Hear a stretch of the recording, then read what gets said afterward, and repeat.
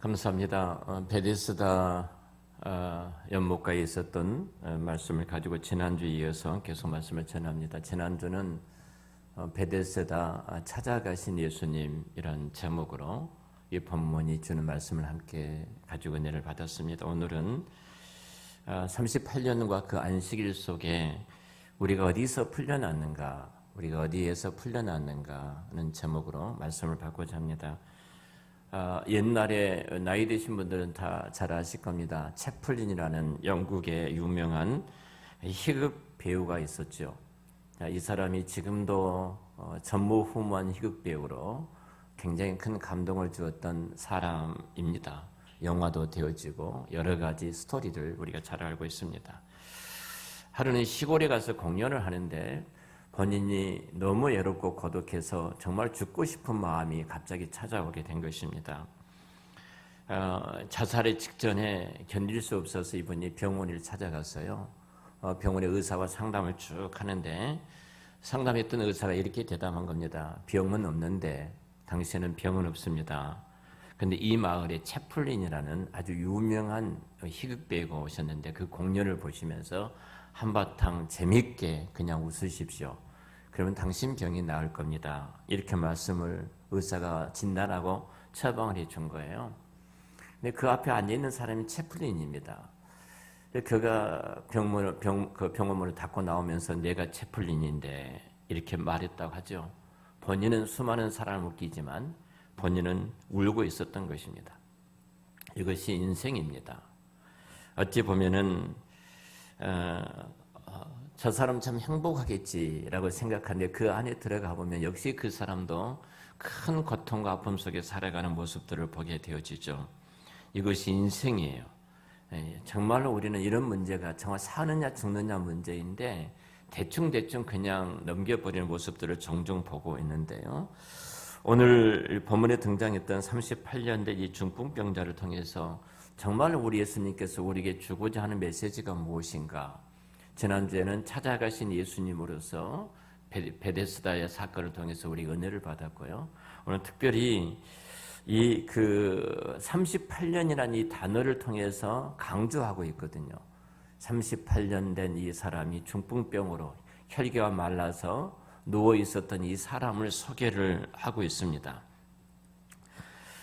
어떻게 보면은 저는 이 말씀이 제 마음속에 굉장히 찾아왔습니다. 왜 하필이면 이 병자가 38년 동안 이렇게 중풍병으로 누웠음을 성경은 강조하고 있는가? 그리고 성경에 나타난 많은 기간이나 연대와 연수들은 의미 없이 기록한 것은 결코 아니거든요. 하나님께서 성령을 통해서 성경을 기록하게 하셨을 때 이 연대나 기간이나 연수들은 분명한 어떤 의미들이 다 있었습니다. 이 38년 된 이 중풍병자가 예수님이 찾아보셔서 고쳐주셨는데 단순히 개인적으로 치료받는 것만이 아니라 이 사건을 통해서 개인이 예수님을 만나서 고침을 받았던 사건을 넘어서서 분명히 우리 모두에게 주는 메시지가 있었다는 것입니다. 먼저 이것을 알기 위해서는 구약에 나타나는 38년의 이 의미를 먼저 알아야 합니다. 그래야만 이 본문이 좀 더 잘 드러나서 우리로 하여금 이해가 될 수가 있을 것입니다. 자, 구약에서 이 38년이라는 이 단어가 신명기 2장 14절 말씀에 등장하고 있는데요. 신명기 2장 14절 말씀 보면은 우리가 잘 아는 것처럼 가데스 바네아에서 떠나 세례 시내를 건너기까지 38년 동안이라 이렇게 말을 합니다. 그러니까 이스라엘 백성들이 광야에 거쳤던 그 기간이 38년이었다. 특별히 가데스 바네아에서 이 사건입니다. 여러분 가데스 바네아에서 있는 이후에 그 세례 시내까지 갔기가 38년이라고 말하는데요. 가데스 바네아에 어떤 사건이 있었는가를 우리가 먼저 알아야 됩니다. 가데스 바네아에서 모세가 각 지파의 한 사람씩 12정탐꾼을 택한 다음에 이들이 가나안 땅을 정탐하고 돌아오죠. 돌아오고 나서 그 10명의 정탐꾼들이 가나안을 부정적인 보고를 합니다. 보고를 하면서 우리는 다 죽게 되었다. 우리가 애굽에 매장지가 없어서 우리 이곳까지 끌고 와서 우리를 죽이려고 하느냐. 이게 부정적으로 이야기를 합니다. 그들은 키골이 장대한 사람이고 용사더라. 그들과 우리를 비교하면 우리는 그들의 밥이 됐다. 메뚜기와 같은 존재다. 이렇게 말하면서 부정적인 말을 하죠. 이 말을 듣고 모든 이스라엘 백성들이 와 하면서 부정적인 그 말에 동요를 합니다. 그리고 모세를 죽이려고 하죠. 그때 우리가 잘 아는 것처럼 여호수아와 갈렙이 일어나서 옷을 찢으면서 하나님이 그 땅을 우리가 허락해 주셨는데 어떻게 우리가 이렇게 말할 수 있느냐. 이런 분쟁이 생기는 곳이 이 땅입니다. 자, 그거 이후에 하나님께서 주신 말씀이 바로 15절 16절인데요. 자, 15절 16절 말씀을 우리 또 같이 한번 보겠습니다. 여호와께서 손으로 그들을 치사 진영 중에서 멸하신 그로 마침내는 다 멸망되었느니라. 16절 모든 군인이 사망하여 백성 중에서 멸망한 후에라고 말합니다. 자, 이 사건 이후에 38년 동안 어떤 일이 벌어졌냐면요. 20세 이상의 모든 사람들이 다 멸망했다 이렇게 말합니다. 다 죽었다는 겁니다. 여러분 이 말씀을 우리 마음속에 지금 두고 이 본문을 이해를 해야 돼요. 그러니까 신약 성경을 볼 때 구약을 이해하지 못하면 신약 성경의 더 풍성한 하나님의 진리를 알지 못하고요. 구약은 반드시 신약으로 해석이 되어져야 됩니다. 왜냐하면 성경은 한 주제로 기록됐다고 제가 계속해서 말씀을 드렸죠. 어떤 주제요? 하나님께서 택한 자기 백성들을 예수 그리스도 통해서 구원하여 하나님 나라를 이루어가는 것이 성경의 큰 주제예요. 택한 자기 백성들을 예수 그리스도를 통해서 구원하여 하나님의 왕국, 하나님 나라를 세워나가는 것이 성경의 큰 주제인데, 그래서 성경을 어디를 열어도 누가 등장한다고요? 예수님이 등장하고, 성경을 어디를 찔러도 무슨 피가 나온다는 거예요? 예수님 피가 나오는 것입니다. 그러니까 구약을 볼 때 신약으로 해석하지 않으면 구약이 해석이 되지 않고요. 신약 성경도 구약을 통해서도 풍성하게 드러나는 거예요. 바로 38년이 그런 사건입니다. 단순히 38년 동안 누웠던 사람이, 희망이 없는 사람이 예수님이 찾아오셔서 이 사람이 고침을 받았구나 라고밖에 이해를 못한다면 이 성경이 주는 깊은 뜻을 우리가 알지 못하는 거예요.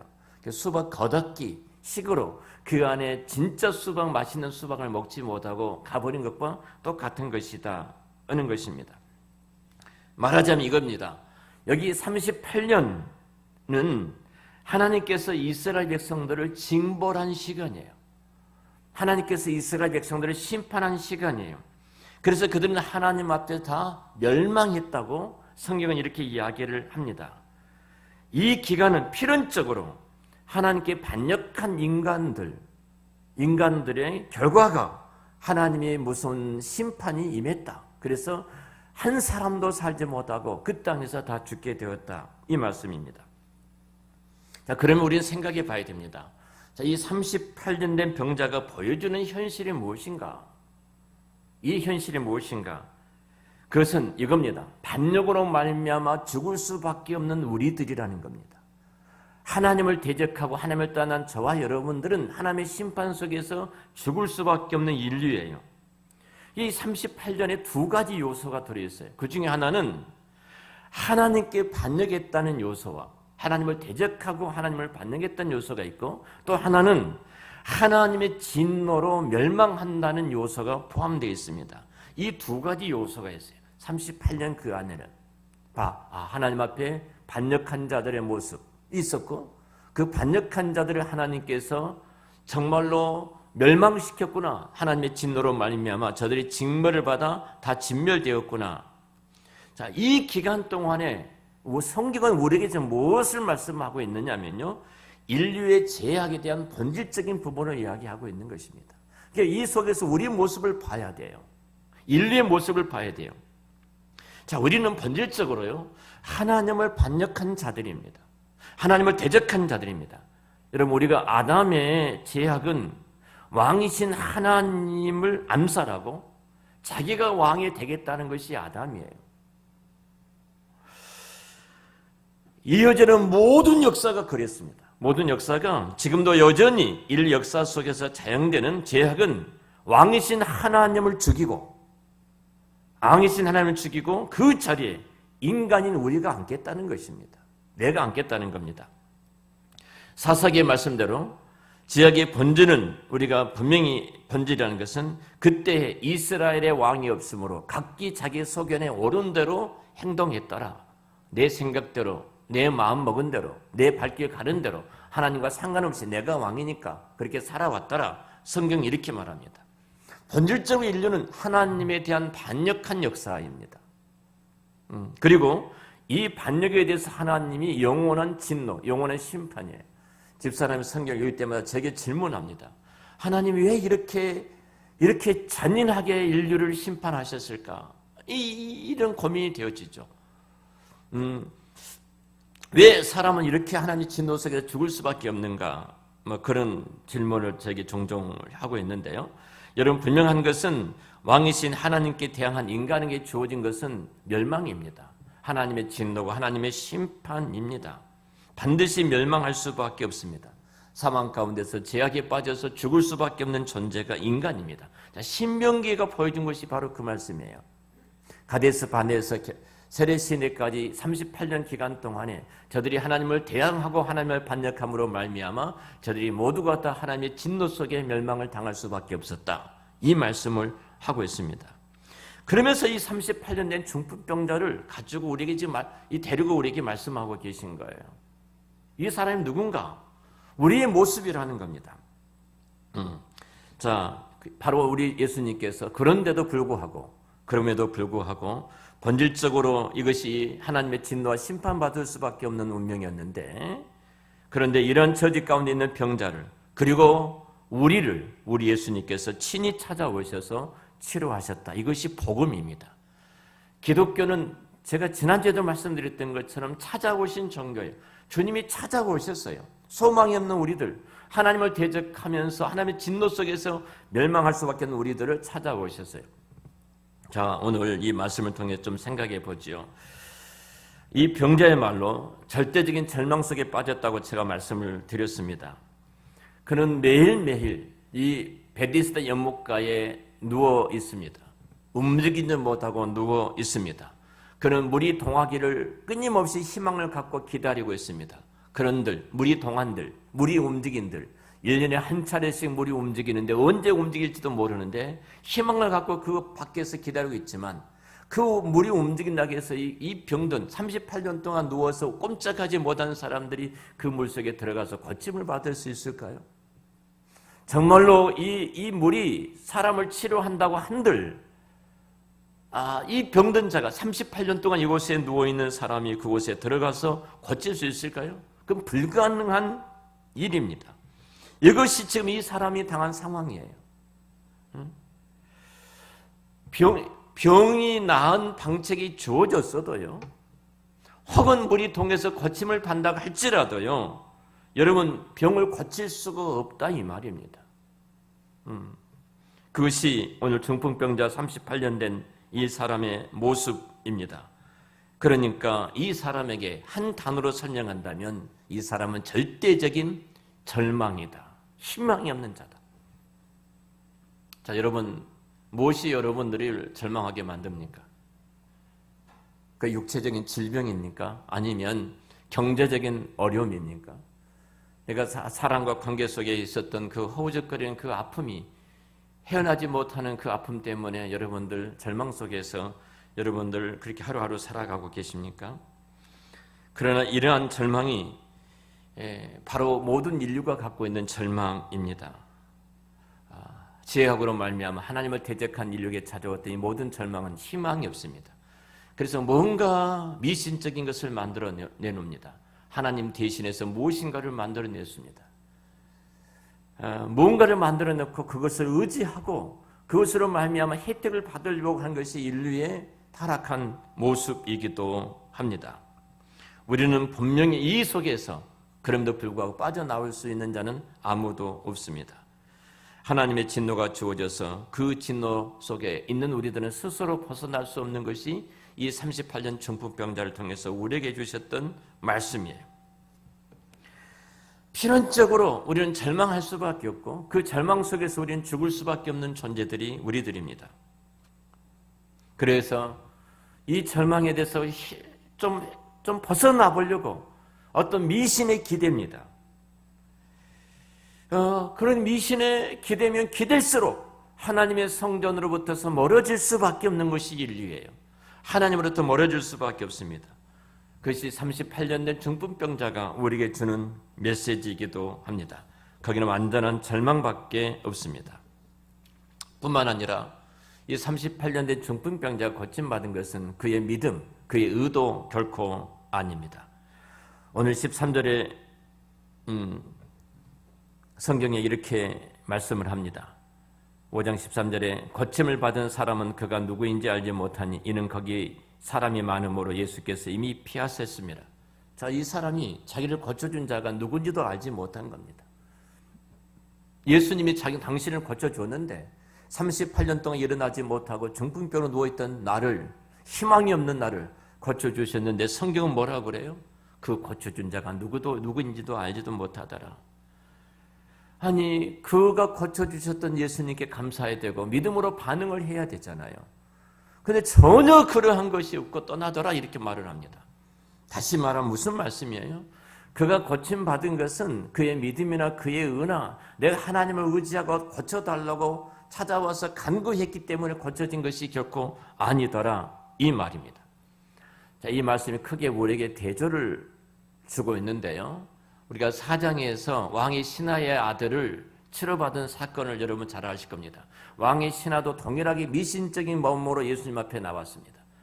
그런데 그가 예수님을 인격적으로 만난 이후에 하루를 더 머물고 그 이튿날 자기 집으로 돌아갔다는 사실, 그거 아들이 고쳐지니 그 시간을 모르니까 그 예수님이 말씀하셨던 그 때라는 것을 알게 되었죠. 그리고 모든 사람들이 구원을 받습니다. 처음에 미신적으로 나아갔어요. 그런데 예수님을 인격적으로 만난 후에 그가 믿음이 생겨서 하루를 더 머물 정도로 믿음의 사람이 되어졌던 것입니다. 그런데 대조적으로 오늘 등장했던 이 38년 된 중풍병자는 그런 어떤 믿음도 반응하지 없습니다. 아무것도 없습니다. 전혀 그의 믿음의 요소가 나타나지를 않습니다. 다시 말하면 자기 의로나 자기 믿음으로 그가 구원을 받은 것이 아니라는 것입니다. 그가 구원받은 것은 한 단어예요. 하나님의 은혜였다. 자, 성경이 이것을 통해서 우리에게 말씀하고 있는 거예요. 내가 하나님 앞에 대접받을 수 있는 어떤 자격이 있고 조건이 있기 때문에 내가 구원받을 수 있는 어떤 의와 믿음이 있기 때문에 나를 구원해 주신 것이 아니라는 겁니다. 아무런 자격도 조건도 없는데 하나님께서 저와 여러분을 구원해 주신 줄로 믿습니다. 이것이 복음이에요. 이 부분을 말씀하고 있는 겁니다. 38년 된 기간은 여러분 이스라엘 백성들이 지금 한번 생각을 해 보십시오. 그들 입장에서 정말로 하나님께서 눈으로 볼 수 있도록 그들에게 보여주셨는데 눈으로 보면도 불구하고 그들은 그것으로 오히려 하나님을 대항하고 대적하지 않았습니까? 하나님을 반역하고 그 대가는 38년 동안 그들이 광야에서 다 죽게 되는 하나님의 진노와 심판을 받을 수밖에 없었습니다. 바로 이것이 인류의 모습이고 바로 이것이 38년 이 중풍병자의 모습이기도 합니다. 그런데 구약의 광야에서 진멸당했던 그 이스라엘이 지금 그리스도 앞에서 고침을 받고 있다는 사실입니다. 이 반역의 죄조차도 예수님께서 그 제약의 쇠사슬로부터서 그들의 멍에를 풀어주시고 쇠사슬을 끊어주시고 저들이 하나님의 진노와 심판받을 수밖에 없지만 주님이 친히 찾아오셔서 저들을 구원해 주신 것, 그것은 한 단어인데 하나님의 은혜다. 이렇게 성경은 지금 말씀하고 있는 거예요. 우리가 하나님의 자녀가 된 것은 그 은혜입니다.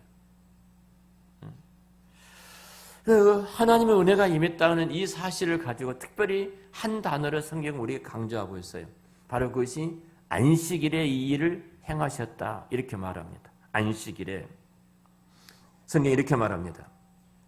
8절에 예수께서 이르시되 일어나 내 자리를 들고 걸어가라 하시니 9절 그 사람이 곧 나와서 자리를 들고 걸어가니라. 이 날은 안식일이니라. 특별히 안식일이라고 강조를 하죠. 안식일에 논쟁이 붙기를 시작합니다. 그러니까 논쟁이 붙을 정도로 굉장히 중요한 의미를 지금 안식일이라는 단어를 가지고 설명을 하고 있습니다. 왜 예수님께서 안식일 날 이 38년 된 중풍병자를 치료해 주시고 고쳐 주시고 회복시켜 주셨는가? 죄악의 멍에로부터서 풀어주시고 풀어주시는 은혜를 입혀주셨는가 하는 사실입니다. 여러분, 하나님께서 안식은요, 하나님의 안식이에요. 6일 동안 하나님이 천지와 만물을 창조하셨어요. 그 7일째는 안식하셨더라. 우리가 안식한 것이 아니에요. 하나님이 안식하셨어요. 하나님의 안식입니다. 전능하신 하나님인데, 전지하신 하나님인데, 영이신 하나님이 온 우주와 만물을 창조해서 피곤해서 안식하셨을까요? 피곤해서 쉬셨을까요? 우리처럼 일주일 동안 일하다가 6일 동안 피곤하니까 한날에 쉬잖아요. 보편적으로 그러지 않습니까? 그러면 주일날 우리가 쉬어야 되지. 6일 동안 왜 죽도록 일을 했는데 한날을 구별해서 쉬어야지. 이렇게 생각하실 수도 있는데요. 그런 의미의 쉼이 아닙니다. 하나님이 피곤하고 지쳐있기 때문에 쉬신 것이 아니에요. 안식했단 말은 하나님이 더 이상 창조할 것이 없이 완벽하게 창조하셨음을 지금 선언하고 있는 거예요. 이 한날을 내가 안식일을 사람들이 일을 하는 것은 범죄하는 행위인데요. 그 범죄한 행위가 이유가 뭐냐면 하나님이 완벽하게 창조했는데도 불구하고 부족하다. 나는 일을 해야 돼. 이 말입니다. 하나님이 창조하심이 불안하다는 겁니다. 그래서 내가 안식일날 일을 하는 거예요. 6일 동안 하나님이 6일 동안 충분하게 우리를 먹여주시고 필요한 것을 채워주셨어. 그리고 한날을 구별해요. 하나님 맞습니다. 빈틈없이 하나님이 완벽하게 나를 통해서 그 일을 이루셨습니다. 그 신앙의 고백이 안식일날 나오는 거예요. 다시 말하면 이 안식일은 하나님을 찬양하고 하나님을 영광을 돌리는 거예요. 왜 안식일날 일을 하면 돌을 맞아서 죽었냐면요. 창조를 거부하는 거예요. 창조가 완벽하지 않다는 겁니다. 하나님이. 그러니까 하나님이 6일 동안 창조하시고 안식하셨단 말씀은 하나님이 더 이상 손댈 것이 없이 완벽하게 온 우주와 만물을 하나님의 계획대로 이루셨음을 선언한 날이에요. 우리는 그것을 기억하고 기념하면서 그 하나님을 경배한 날로 이 날을 하나님 앞에 예배하는 자로 서 있는 것입니다. 시편 19편 말씀 19편 1절 말씀 보면은 하늘이 하나님 영광을 선포하고 궁창은 그의 손으로 하신 일을 나타내더라. 주께서 손가락으로 해와 달과 별과 공중의 새와 그리고 바다의 어접과 해로 이 모든 단위 것들을 만드셨는데요. 시편 148편을 만드신 이유는 뭐냐면 이 모든 것들이 하나님을 찬양하기 위해서. 이것이 안식이라는 겁니다. 안식이라는 것은 더 이상 하나님의 손댈 것이 없이 완벽하게 하나님이 일을 이루셨습니다. 나는 부족해서 실수도 있었지만 하나님은 그 실수까지라도 하나님께서 가장 놀라운 일들을 이루어 가십니다. 라고 이 한날을 구별해서 우리가 하나님 앞에 경배하는 날입니다. 그러니까 지금 안식일 날 그 중풍병자를 고쳐주셨던 중요한 의미는 뭐예요? 안식일에는 더 이상 병자가 있어서는 안 된다는 겁니다. 안식일에는 연못에 엎드려서 지금 구걸하면서 있어서는 안 된다는 겁니다. 바로 안식일은 하나님의 완벽한 창조를 기억하면서 하나님을 찬송하면서 경배해야 될 날이라는 것입니다. 자, 이 안식을 누가 회복하신 거예요, 그러면요? 바로 예수 그리스도가 회복하신 거예요. 그리스도께서 그 안식을 회복해 주셨어요. 그래서 안식이라는 것은 안식이야말로 우리가 그리스도께 기대는 날이에요. 주님께 기대는 날. 그래서 참된 힘으로 돌아가 완전한 기쁨을 얻는 날이 되는 것이 이 안식일인 줄로 믿습니다. 그래서 모든 눈의 눈물을 씻겨주시고 그리고 모든 슬픔이 사라지는 날이 되어지고 그리고 은혜를 부어주셔서 우리 마음의 상처들이 치유가 되고 우리 인생의 모든 문제가 해결되는 날이 이 날인 줄로 믿습니다. 그리고 우리는 그 주님을 찬양하고 경배하는 거예요. 결론적으로 말씀을 드리겠습니다. 제가 한 성경 한 구절을 읽고 말씀을 드리죠. 창세기 6장 13절부터 14절입니다. 창세기 6장 13절 14절 말씀을 우리 같이 함께 이 말씀을 합독하도록 하겠습니다. 읽겠습니다. 하나님이 노아에게 이르시되 모든 혈육 있는 자의 포악함이 땅에 가득하므로 그 끝날이 내 앞에 이르렀으니 내가 그들을 땅과 함께 멸하리라. 14절 너는 고피르나무로 너를 위하여 방주를 만들되 그 안에 칸들을 막고 역청을 그 안팎에 칠하라 말합니다. 제가 왜 결론으로 이 말씀을 선택했냐면요. 참된 안식, 참된 치료가 어디에서 있는가 하는 부분을 말씀드리기 위해서 이 본문을, 이 말씀을 결론으로 선택을 했습니다. 하나님께서 하나님께서 온 세상을, 죄악에 관영했던 세상을 이제 물로 심판하기로 작정하셨습니다. 그리고 그 심판할 때 남은 자였던 노아와 노아의 가족을 구원하기로 작정 계획하시고, 그리고 방주를 지으라고 말씀합니다. 배를 만듭니다. 배를 만들 때 그때의 역청을, 나무로 배를 만들고, 그리고 배 안과 밖에 역청을 칠하라 이렇게 말합니다. 역청을 칠하라. 자, 이 역청은 지금 여기 고페르 나무가 있어요. 우리가 말하는 콜탈이 있죠. 이렇게 바닥에 까는, 도로에 까는 콜탈인데요. 이것은 석유에서 뽑아낸 거잖아요. 고페르란 나무에서 천연 연료입니다. 고페르 나무에서 축출했던 역청을 가지고 안과 밖으로 나무를 칠하게 되어집니다. 그리고 배를 만들고 안팎을 다 칠한 다음에 그것은 방수 처리한 거죠. 배가 물에 떠 있을 때 물이 들어오지 아니하도록 방수 처리하는 것이고, 또 이 나무가 더 이상 썩지 않고 완벽하게 배가 이렇게 항해할 수 있도록 이렇게 만든 것입니다. 바로 세상이 심판을 받아서 천지가 개벽하여 온 세상에 물이 가득할 것이라는 거죠. 그런데 이런 상황에서 바로 나무로 만든 배는 견딜 수가 없죠. 그래서 나무로 만드는 배는 견딜 수 없기 때문에 바로 노아 때 홍수로부터 이 배가 견디기 위해서 역청, 고페르 나무에서 역청을 가지고 안과 밖으로 칠하라 이렇게 말씀을 합니다. 자, 노아의 방제가 완벽할 수 있었던 것은 물이 들어오지 않고 그 많은 짐승들과 노아의 가족들이 150일 동안 둥둥 떠도 단 물이 한 방울도 들어오지 않고 완벽하게 항해할 수 있었던 것은 딱 한 가지죠. 바로 고페르 나무에서 했던 그 역청을 안팎으로 칠했기 때문에 나무가 썩지 않고 바로 그 배가 완전하게 항해할 수가 있었던 것입니다. 근데 여기에 역청이란 단어하고 그리고 등장했던 칠하다는 단어가 희한한 단어를 갖고 성경을 쓰고 있어요. 이 역청이란 단어는요, 히브리어 코페르라는 단어를 쓰고 있습니다. 코페르라는 단어인데요, 코페르라는 단어의 뜻은 어떤 뜻이냐면요, 자, 어떤 문제가 있을 때 돈을 주고 사내다 이 뜻이 있어요. 뇌물적인 뜻이 있어요. 문제를 덮는다 이 뜻이에요. 덮다 혹은 뇌물 혹은 속전, 그러니까 죄값을 치르기 위해서 내가 돈을 주고, 우리가 금고형은 돈을 지불하고 내 죄가 사해지는 것이잖아요. 자, 그런 단어의 뜻이 있어요. 역청이라는 단어, 코페르라는 단어를 쓰고 있어요. 칠하다 이 말도 카페르라는 단어를 쓰고 있는데요.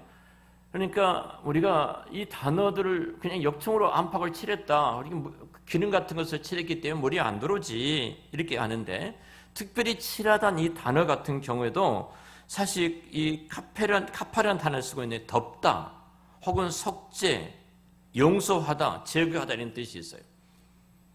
다시 말하면 이 말은 속전으로 속죄하다 이 말이에요. 속전으로 속죄하다.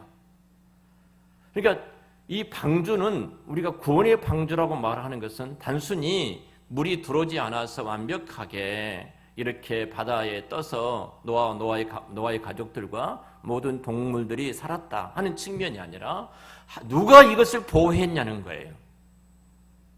속전으로 속죄하다. 칠할 것으로 칠했다 이 말이에요. 칠할 것으로 칠했어요. 무엇으로요? 여러분, 칠할 것으로 칠해야 되지, 칠할 것으로 칠하지 아니하면 이 배는 침몰할 수밖에 없는 것입니다. 우리가 어떻게 구원을 받았냐는 거예요. 지금 38년 된 중풍병이가 구원을 받은 것은 그의 믿음이 아니에요. 그의 의도 아니에요. 하나님의 진노의 불길 속에서 지옥 갈 수밖에 없는데 그가 어떻게 그의 믿음, 이미 그런 진노 속에 있는데, 바로 예수 그리스도 피가 그를 칠해 주시고 예수 그리스도 피로 칠할 것을 칠하고 덮을 것을 덮었기 때문에 그가 구원받은 줄을 믿습니다. 우리가 하나님의 진노 속에서 심판받을 수밖에 없는 자들이에요. 여러분 6월절에 어린 양의 피를 여러분 잘 아시죠? 죽음의 사자가 이스라엘 백성들과 애굽 땅을 돌 때에 어린 양을 잡아서 문설주와 임방에 발랐습니다. 칠할 것을 칠했어요. 모든 짐승이 아니에요. 양을 잡아, 첫 태생인 양을 잡아서 문설주와 임방에 그 피를 바를 때 죽음의 사자가 넘어간 거예요. 칠할 것을 칠할 때 죽음의 사자가 넘어간 거예요. 속전으로 속죄하라 이 말이에요. 내가 구원받고 내가 하나님의 자녀가 된 것은 나의 어떤 의나 나의 어떤 믿음이 있기 때문에 구원받은 것도 아니고 하나님의 자녀가 된 것도 아니라 이 말입니다. 오늘 38년 된 중풍병자는 신명기에 등장했던 이스라엘 백성들이 멸망한 것처럼 멸망할 수밖에 없는 소망이 없는 자입니다. 그가 믿음이 있어서 그가 의가 있어서 주님이 찾아오셔서 그를 고쳐주신 것이 아니에요. 그것은 하나님의 은혜입니다. 하나님의 은혜예요. 칠할 것으로 칠했더니 죽음의 사자가 넘어갔습니다. 다른 동물의 피로 칠하면 다 죽습니다. 아무리 다른 동물을 칠해도 칠하나 할지라도 희망이 없습니다. 칠할 것으로 칠해야 합니다. 우리가 어떻게 죽음을 이길 수 있겠습니까? 우리가 하나님의 진노와 심판으로부터 구원받을 수 있는 것은 우리의 의도, 우리의 믿음의 실력도 우리 안에 있는 것이 결코 아니라는 것을 성경 분명하게 못을 박아 우리에게 말씀을 하고 있습니다. 그것은 하나님의 은혜였다는 것입니다. 하나님의 은혜예요. 우리가 한 주간 살아볼지라도 내 안에 얼마나 많은 죄성들이 있어요. 정말로 소망이 없고 희망이 없고 하나님 앞에서 보면은 진노받을 수밖에 없는 그는 우리들이 아닙니까? 그런데 오늘 또 우리가 주 앞에 나와서 예배를 드릴 수 있는 이 은혜를 입은 것은 내게 믿음의 실력이 있고 내게 그만한 의가 있기 때문에 가능한 것이 아니라 하나님께서 또 은혜를 베풀어 주셨기 때문에 저와 여러분들이 이 자리에 나와서 또 예배자로 선 줄로 믿습니다. 하나님의 은혜입니다. 하나님의 은혜예요. 38년 된 희망이 없는 이자, 멸절하고 멸망할 수밖에 없는 자였는데 하나님의 그 은혜가 그 모든 허물을 덮으시고 십자가의 피로 칠할 것을 칠해 주시고 속전할 것을 속죄해 주셔서 죽음의 사자가 넘어가 그가 구원받아 하나님의 자녀가 되었던 것처럼 동일하게도 저와 여러분들이 그 은혜를 입고 이 자리에 있게 된 줄로 믿습니다. 이 은혜를 우리가 안다면, 이 은혜를 우리가 기억하고 있다면 우리가 어떻게 살아야 되겠습니까? 나를 안식일 날 고쳐주셨어요. 그것은 하나예요. 안식은 하나님의 창조는 부족함이 없습니다. 부족함이 없습니다. 완벽하십니다. 하나님의 구원의 사역은 빈틈이 없습니다. 그리고 우리 입술 열어서 경배하고 찬양한 것이 안식일의 목적입니다. 저와 여러분들이 모든 것을 다 뒤로 놔두고 주 앞에 예배하는 것은 하나님을 가장 영광스럽게 경배하는 행위고 하나님을 찬양하는 택함받은 주의 백성들의 모습입니다. 신령과 진리로 예배한 저와 여러분들 하나님 찾으실 것이고 그 가운데 하나님은 우리를 보시고 기뻐하실 줄로 믿습니다. 기도하겠습니다.